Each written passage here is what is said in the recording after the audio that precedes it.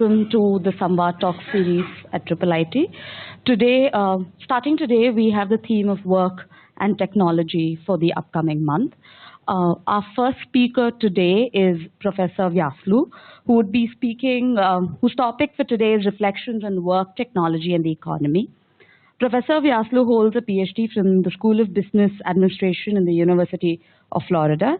He has taught in the Indian Institute of Management, Bangalore, and XLRI, Jamshedpur. He was director of the Institute of Public Enterprise, Hyderabad, and held the RBI chair at the Institute for Social and Economic Change.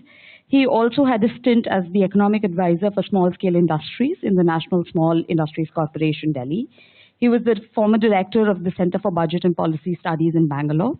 Till recently, he was the professor and vice dean at Jindal School of Government and Policy in Sonipat. I would like to welcome Professor Vyaslu to give a speech, but before that, we'll have Professor Bidisha introduce the theme for the upcoming month. I'll just give a brief introduction to the theme. There would be about 4 or 5 lectures in this series, and why we thought of this theme to begin with. As you can see, it's work and technology. So nowadays there are a lot of conversations about future of work. I'm sure all of you have heard this term, future of work, in different contexts.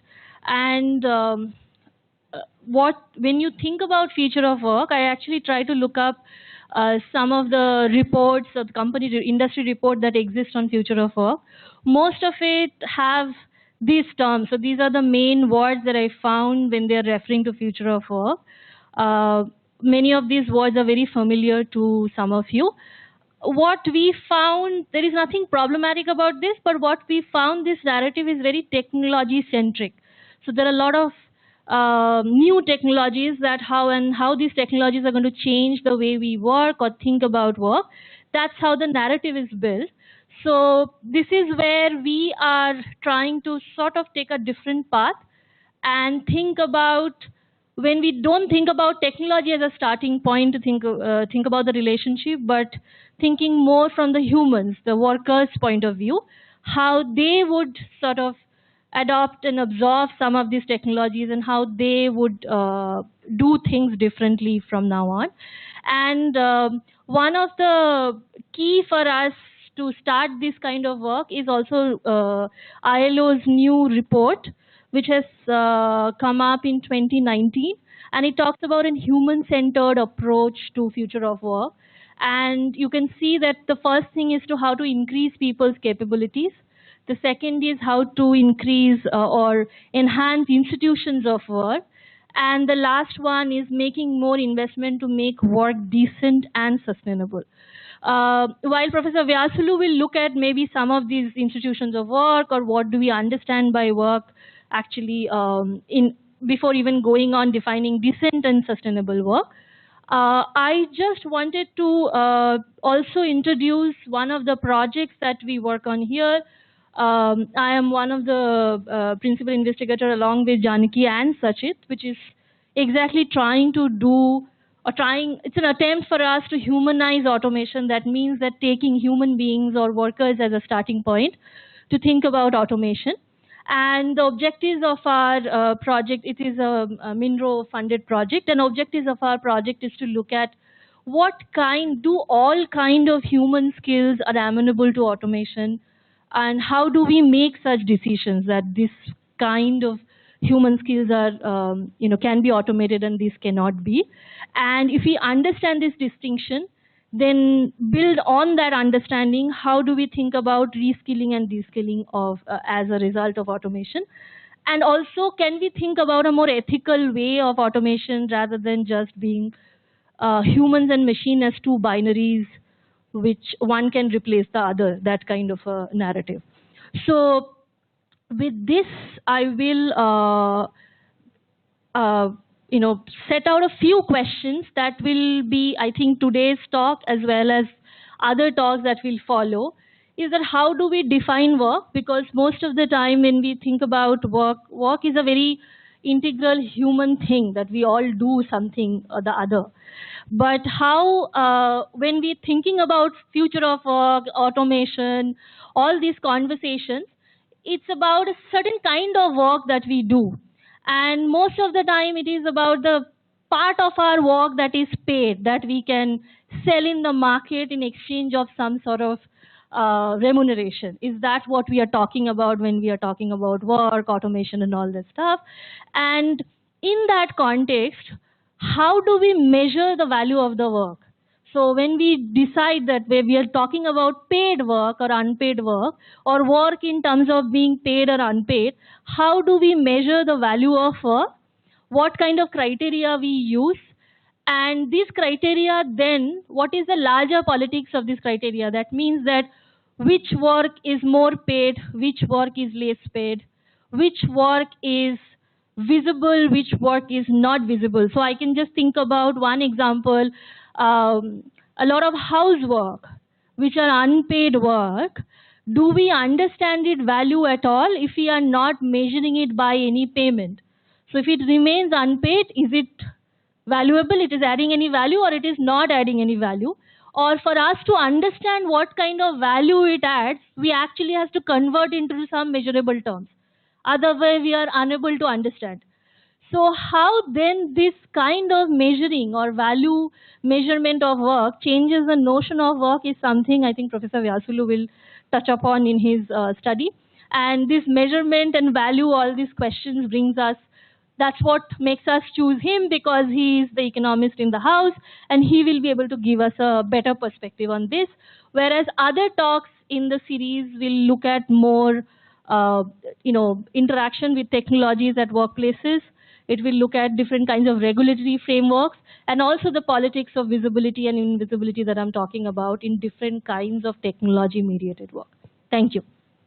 Thank you for that introduction. And Vidisha, you laid out an ambitious plan of work. I just want to point out to the first slide that was here, which said Vidisha and Janaki. And you will find that the link between technology and people is not all perfect, because I shouldn't be there. However, nowadays we all learn from Gujarat, and long ago in the 20s, under the leadership of a trade union leader called Mohandas Gandhi, they instituted a worker-friendly practice in Gujarat, in the textile mills, which is to say that if a particular worker was sick, usually he, could send somebody else, and it would be considered present and not treated as absent for purposes of payment of wages. It's called the Badla system. And now here in IIITB, I'm here under the Badla system. So, I want to start from my own discipline in economics. And while this is not commonly said, the discipline has grown along with the advent of production, industrial production and capitalism. And if you look at it, 1776 was the year Adam Smith published his book. 1776 was the American Declaration of Independence. And the growth of the market became something conscious. Basically what Smith did was to recognize that the process of production had moved from small, self-sufficient village kind of centers into something else. The earlier system was one where you worked in a particular village context, your skills contribute. If you were a farmer, you grew something, carpenter did that work, and so on. But the maximum amount was what you were doing and what you were producing was either for yourself or it was for your immediate village. It didn't go beyond that. Now, over time, that changed, trade across villages and things began. And this was when Adam Smith noticed that a number of things that were becoming traded goods needed a certain complexity in production, several steps in production. And that if you had people specializing in each step of that production process, and the example he gave was pin making. In his book, there were 18 steps required to make a pin. And then he compared the time needed for a man to make a pin from start to finish. With that, when you had 18 people working, each focusing on one step.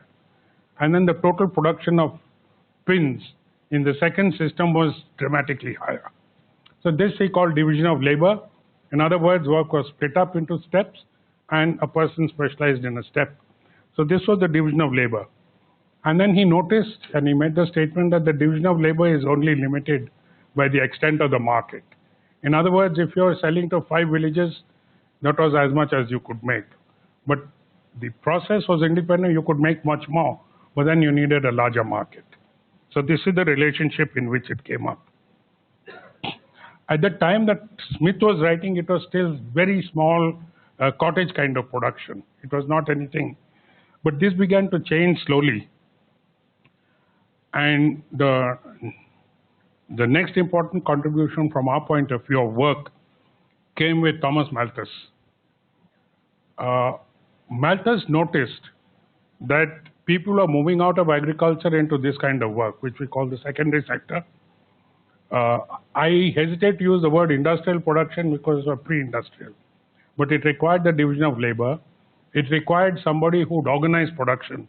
In other words, decide on the various steps of the production process, ensure the raw materials were there, ensure that people were in the right place, and that it was all put together of the required quality, etc. So what we can call the need for a manager. So this began to develop. And what Malthus noticed was that the wages that were paid to these people who were working was basically had a flaw, and that was the subsistence. The amount you needed in order to survive and work the next day. Basically food inputs for self and family maybe, or maybe a little more than that for housing or whatever. This he called the subsistence wage. And it was Malthus who pointed out that there was no way in which the wage would ever rise. Because as you know, he was well known for his theory of population. And he says if wages increased, people who are not working would come into the job market and force the wages down.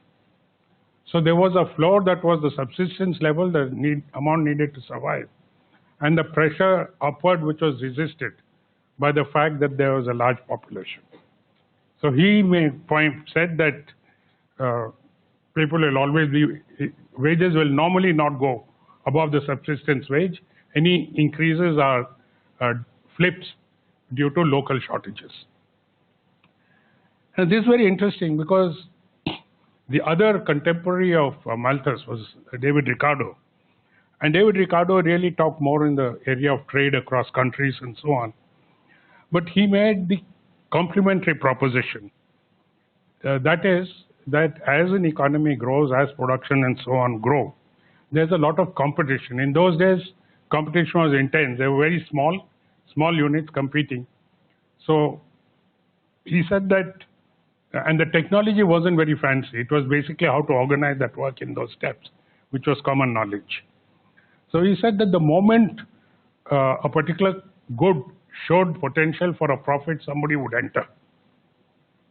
And therefore the profits, the margin that you could extract out of it would be very limited. In other words, there was really scope for any businessman in the long run to make large profits. There was something called a normal profit at which you would survive. But the moment something above that came in, somebody would enter and take off the surplus. So on the wage side, Malthus was saying there's a subsistence wage. And on the other side, Ricardo was saying that in the long run, profits tend to zero. And it becomes across all sectors. Because the moment this sector reached it and a new one came up, somebody would start there. So over a period of time, capital would be so allocated that the profit becomes equalized. So this became to be known as the stationary state. In other words, there's some level at which the economy is chugging along, subsistence wages are being paid, so-called normal profits are being made, and that's how it will be stationary. It's not going to move. So it was not a very optimistic picture. So if you can look at the literature of the time, Charles Dickens, Hard Times, David Copperfield, Oliver Twist, shows the very hard working conditions of people.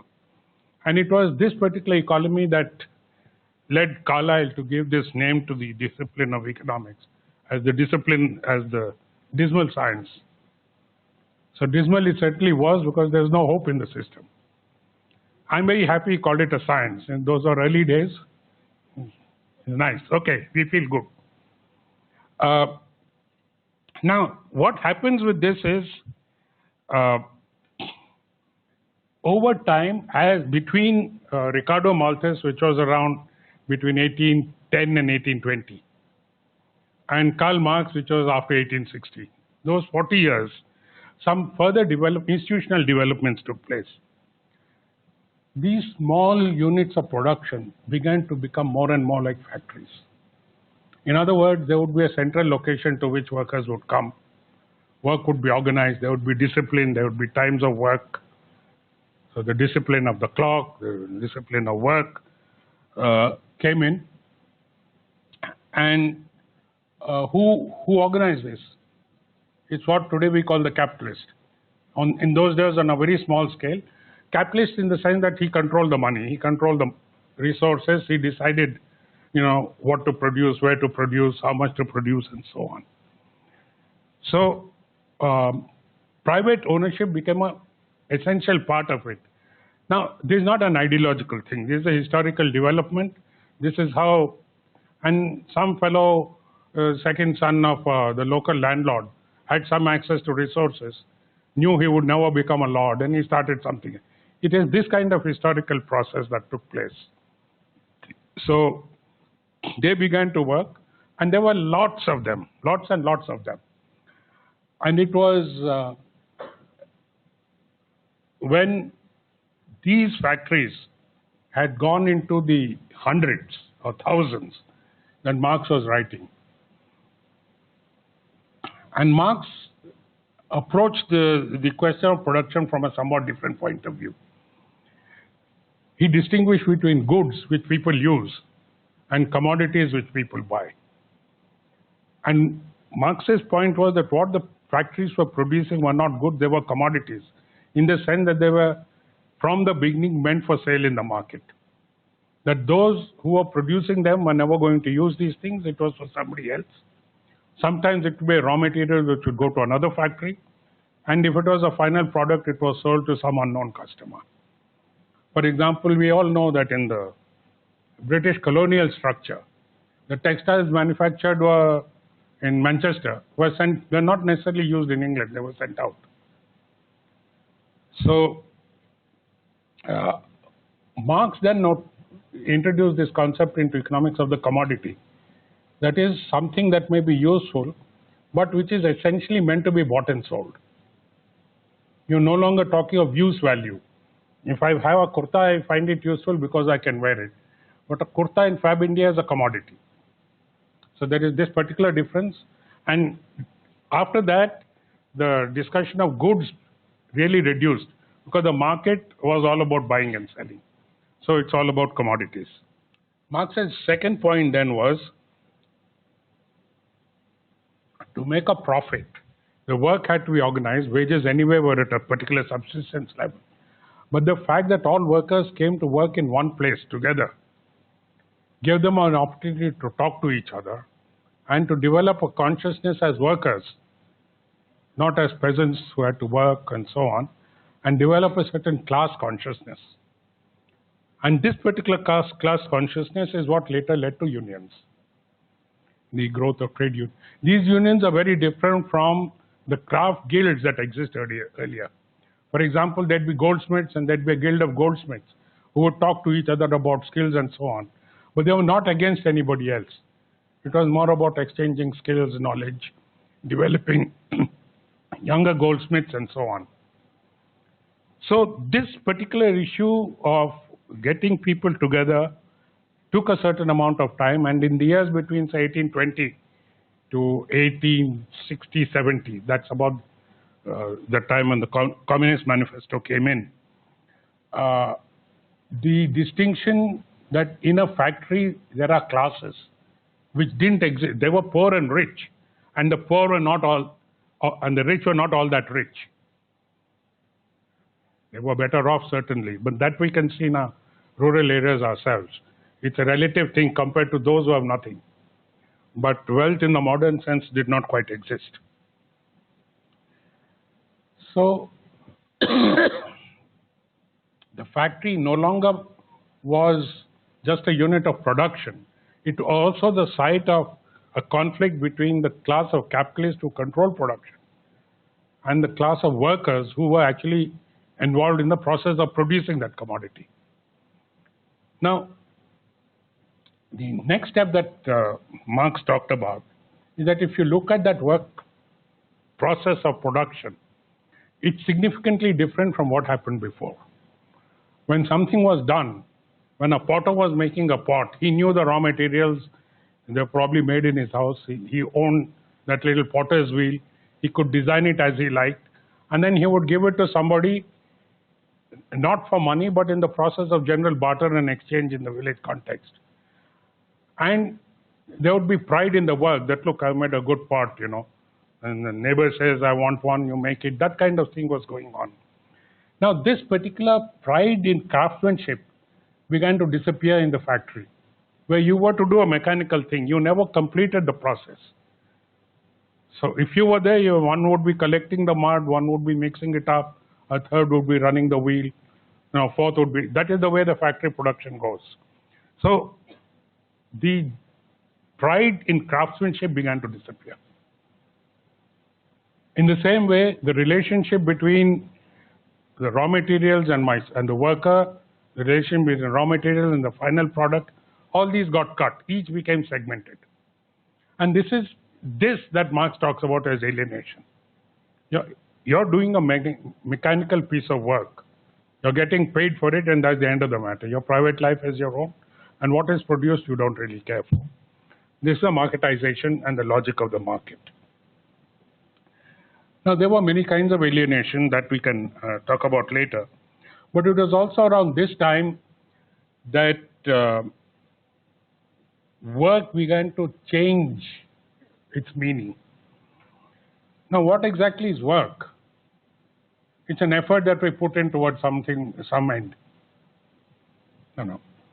You cook something, you want to eat it, then there's some effort involved and some skill involved in that particular process.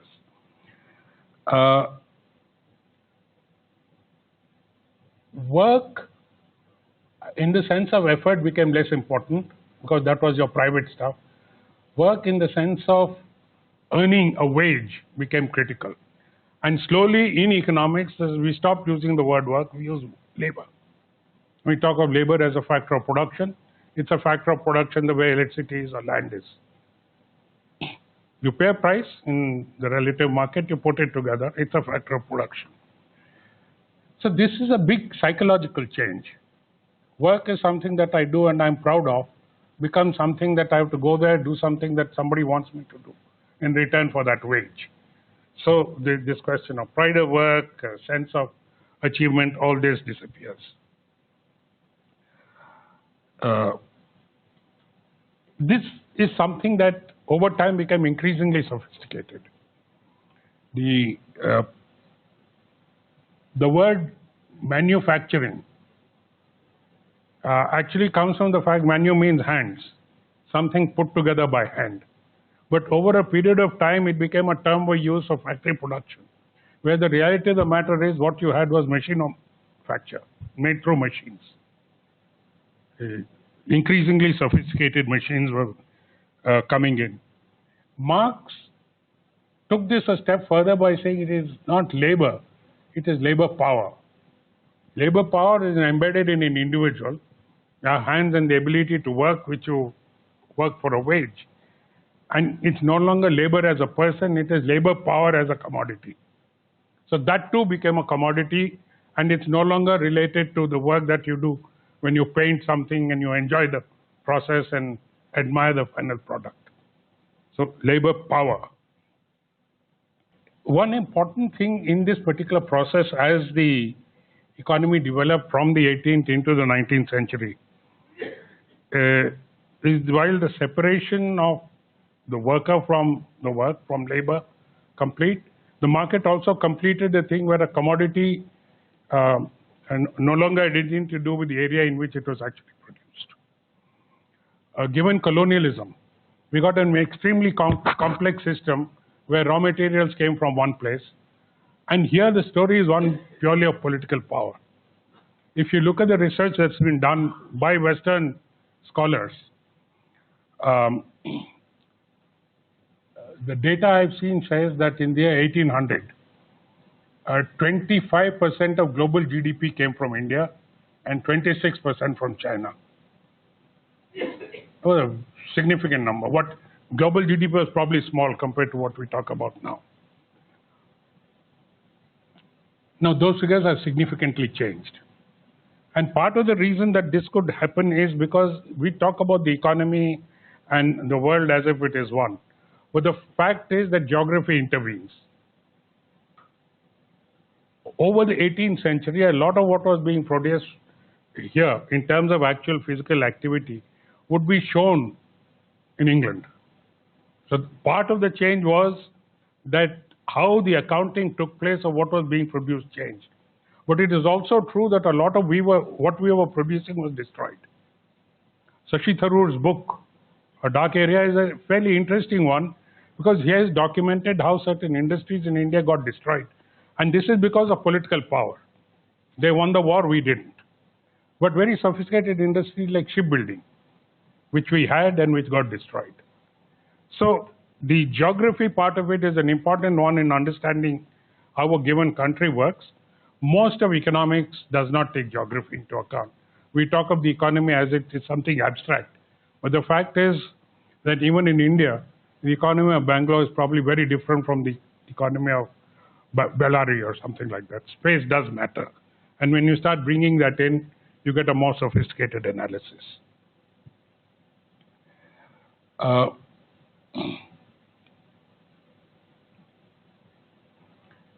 The question of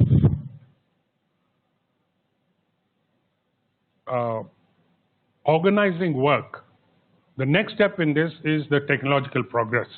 As you know, that was an era when a lot of new things came in, the steam engine, railways, all kinds of other things came in. And the nature of it in the first instance was to make the factories bigger and bigger. So what were really small factories producing for essentially a localized market began to grow in size, and as they became bigger, they began to produce for national markets, sometimes even more. If you look at it, for example, the Manchester textile industry depended on cotton. Where was the cotton grown? It was first grown in the antebellum south of the United States with slave labor. Where did the slaves come from? The Portuguese used to press gang them from Africa and sell them in America. So there was the historians call this the triangular system. But what happened is the Americans had a civil war and that whole cotton thing collapsed. So this cotton was then introduced to Egypt and to India. So sources of raw material, the time of great churning in terms of the overall production processes. And as the scale of production grew, mechanization increased.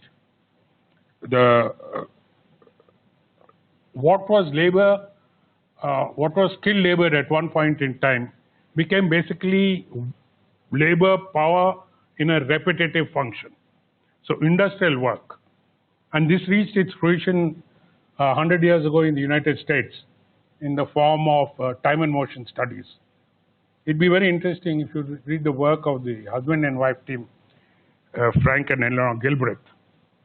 They studied people working in various factories, and they found that I think the main focus was the automobile industry, but of this I'm not sure. They said there were 18 movements that a worker had to make. And the whole question could be streamlined if you minimize the number of movements and to sequence them in a way that it was easy to do. So that you had to do this, then you do this, but not go back. And each movement was called a Therblig.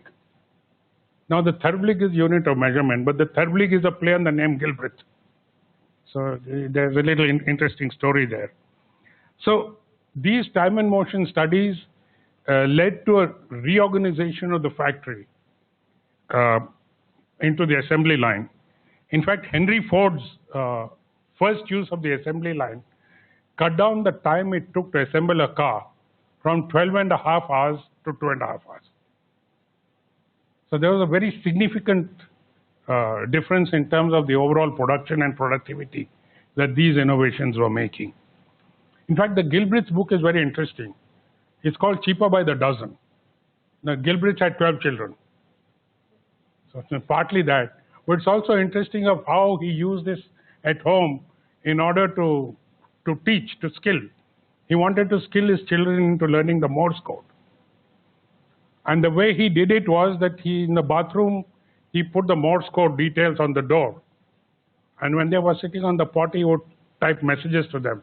And the only way they could understand what he was saying was to know the Morse code. And it's a very good example of skill building. And a lot of what we do today is of this sort. And I'm afraid the IT industry is not very different. You might have B-techs now learning all that kind of skill, but earlier it was some unschooled peasant. But this kind of work, what it does is it increases overall production and productivity. That it does. But the trick lies in looking at the entire process of production, reducing into fairly simple issues. Earlier I would move like this. Now instead of that I type something on the keyboard. And this has less thumbling, so it's better. So the question I'm asking is, what is mental and what is physical? It's embodied in a person. But over a period of time, the kind of alienation with physical work in a factory that Marx talked about, is it very different from the kind of alienation that, say, a worker answering telephones morning and night? And even in answering the telephone, there's not that much independence, because there is an FAQ which tells you these are likely to be asked and these are the answers, and you're schooled into it. And the moment you hit a wall, there's a supervisor who has his or her own FAQ. So the point is that if there is such a thing as joy or enjoyment in work, that is reduced in the interest of efficiency. Now, this also meant another change in the production process. You had workers, you had managers, but you also had to get a lot of people who were thinking ahead on making this. So you can call it the HR function if you like. I don't know if that is a fair thing. But the Taylorist movement has gone on to a point where this is now the grounding principle by which any kind of work is organized. I'd submit, for example, that Byju's is using the same principles in teaching that Gilbreth used in teaching Morse code. Now, what is all this for? At the end of the day, we call it efficiency, but efficiency is a euphemism for profit maximization. There might be a very, very efficient way of producing nuclear energy, but why aren't we doing it? The question of profits at the end of the day. So this has never been separated from the issue of profits.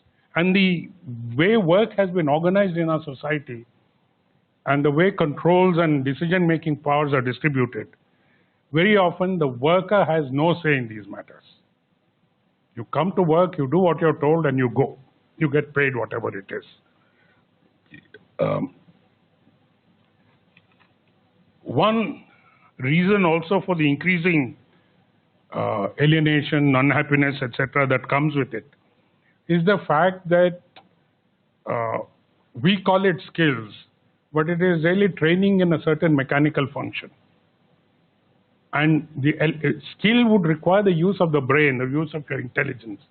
And that is generally minimized in this. It's something that you're made to do mechanically. And therefore, when you say that the National Skill Development Corporation is skilling people, is it skilling people or is it making them robots in some particular field of work? And in which if there's a technology change, somebody has to come and reskill them because they will be unable to make adjustments to that. And what are the implications of this in terms of people satisfaction, trouble at work, etc., is a very open question. Now, I think the IT, which is the latest in the technological waves that has come in, should be observed from this particular background process.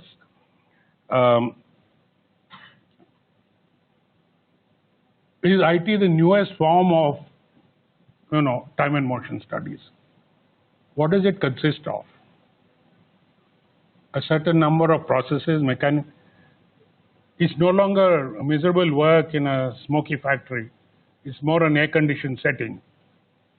But from the point of view of the worker, who is their low-level workers, of course, The alienation is similar. You know, why do you read about unhappiness, alcoholism, and all the rest of it in the industry?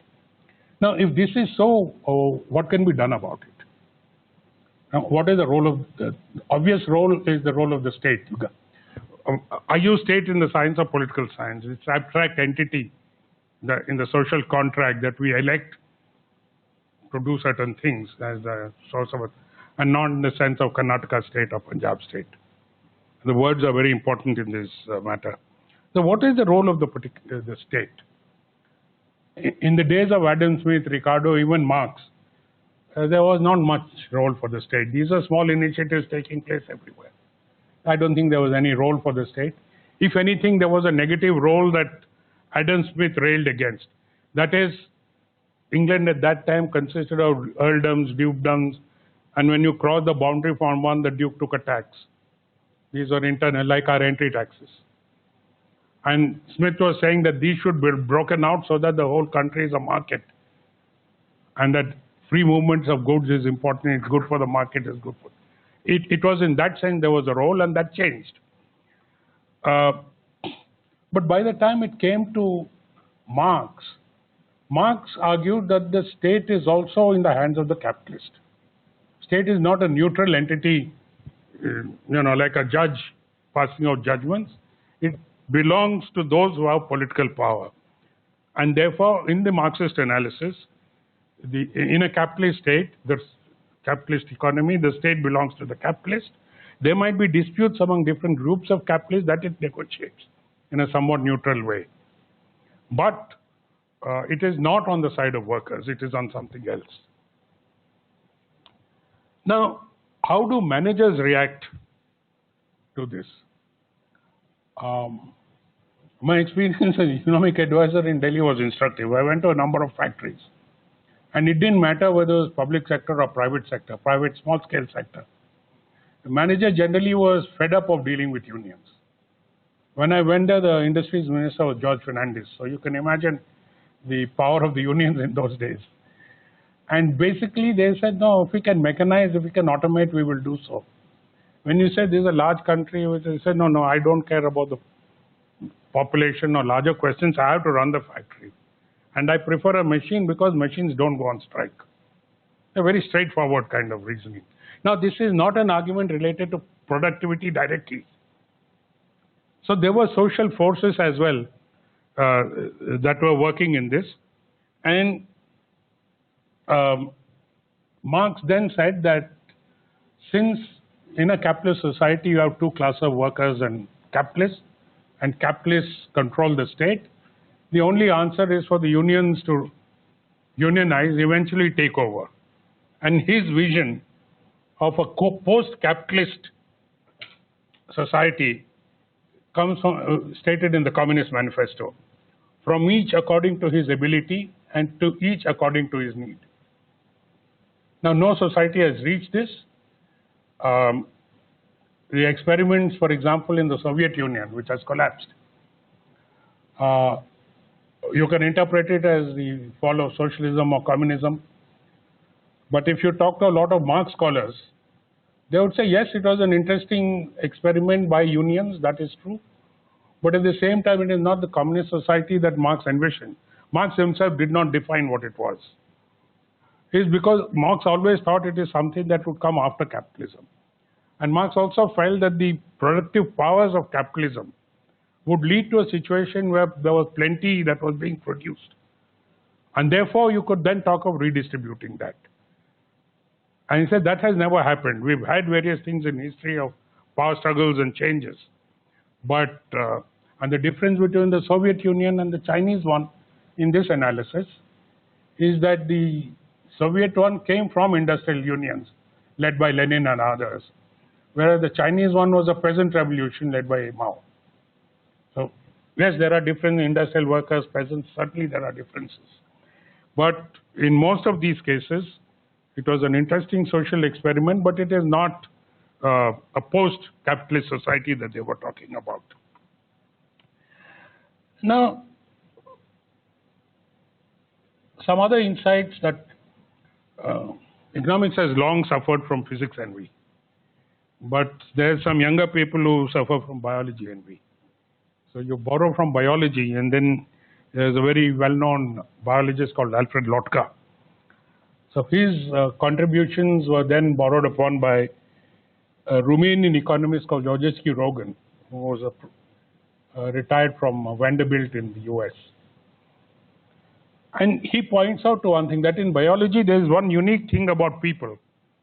That is, if you look at various species that were there, the human species is the only one that in the production process uses instruments other than what is in their body, their hands and feet. Says birds fly with their wings, fish swim with their gills, but people produce with machines. And the point he says is that whereas my hands are endosomatic, attached to my body, the instruments of production we are using are exosomatic, beyond the body. And Georgescu Roegen's point is that once they're beyond the body and there, then you can grab it and I can grab it, and there's the roots of social tension built into this particular process.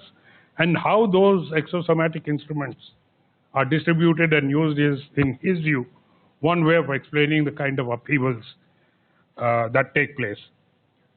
But Georgescu Roegen also recast the production function. The standard economic production function says that output is a function of capital and labor.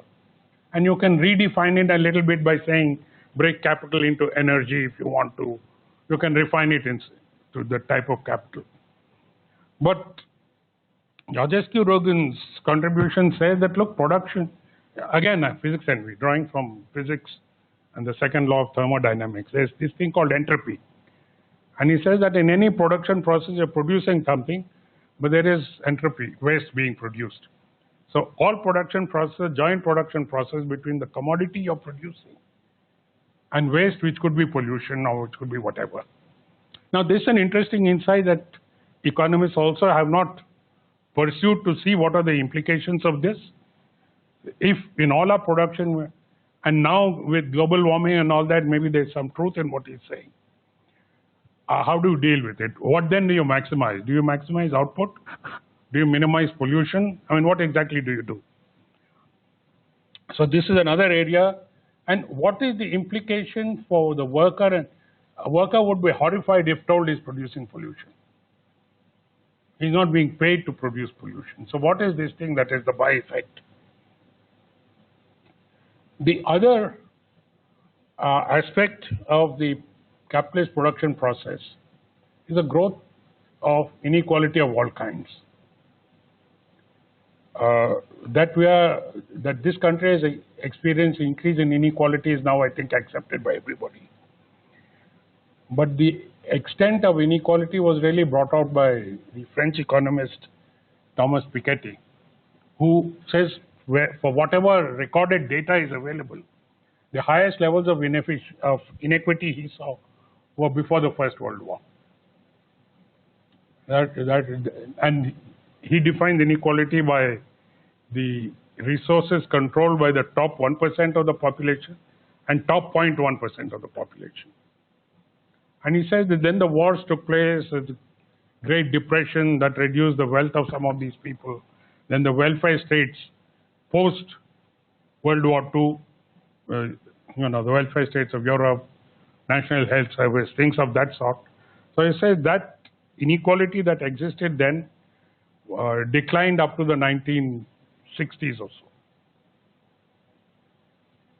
It remained constant up to 8, but after 80 started increasing. And it has now reached the levels of the pre-World War I. You can ask what's happening in India.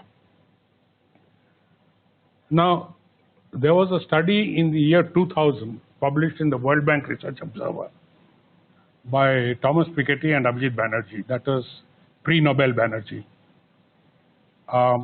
What they did was, they found that the British set up the Indian Income Tax Department in 1922.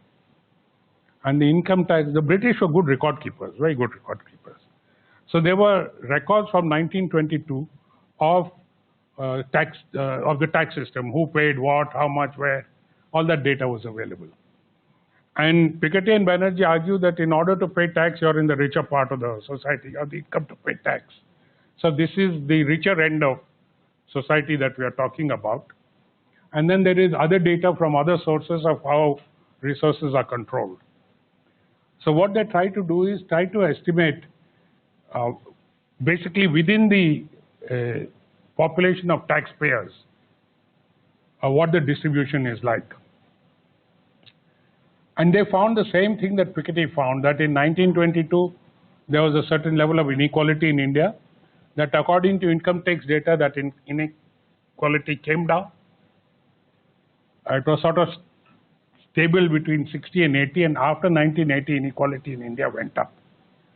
They had data till 1999, and that was before we had the impact of the economic reforms of the 90s. So the question to ask is that now almost 20 years have gone by. So what has happened to inequality? And the answer is I can't tell you, because the Indian Income Tax Department, when it saw the results, took the brilliant decision of not collecting income tax data. So from the year 1999, the Indian Income Tax Department doesn't collect or doesn't give. So the data that they use from 22 to 1999, I can't use to see what has happened in the time after that. Now,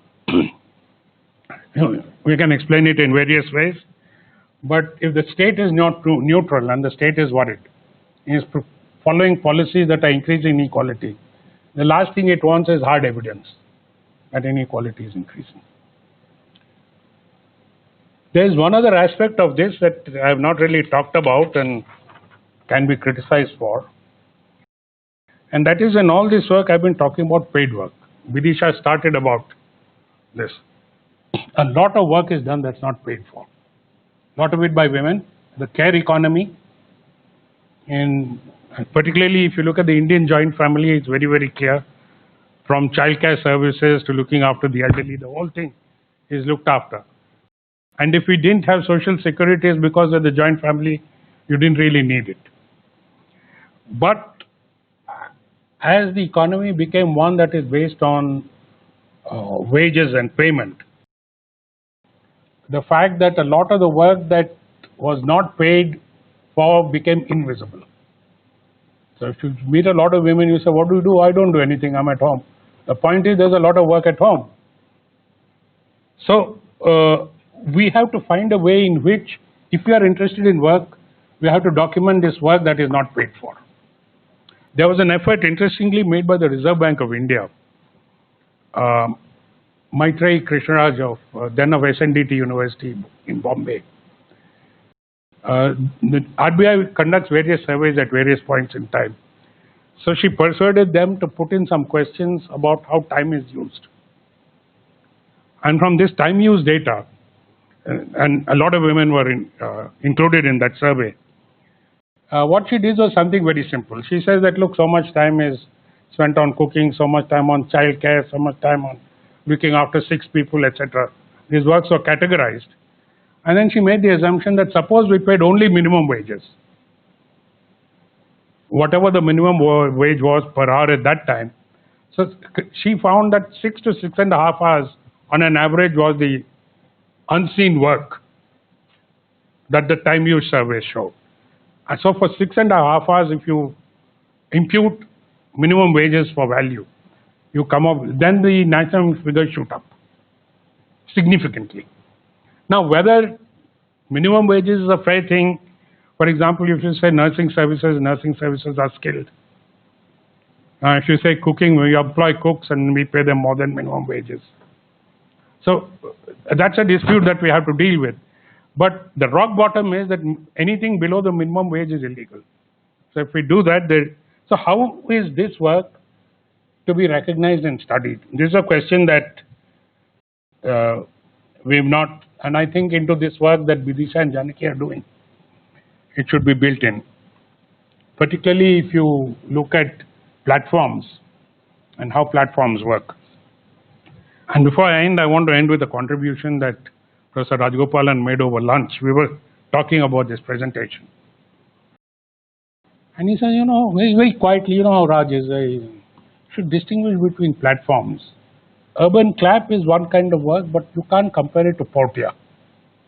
The medical services that they produce, for example, dialysis care or something, So the assumption that you can use minimum wages, that there is an education component in the services given by Portea compared to Urban Clap.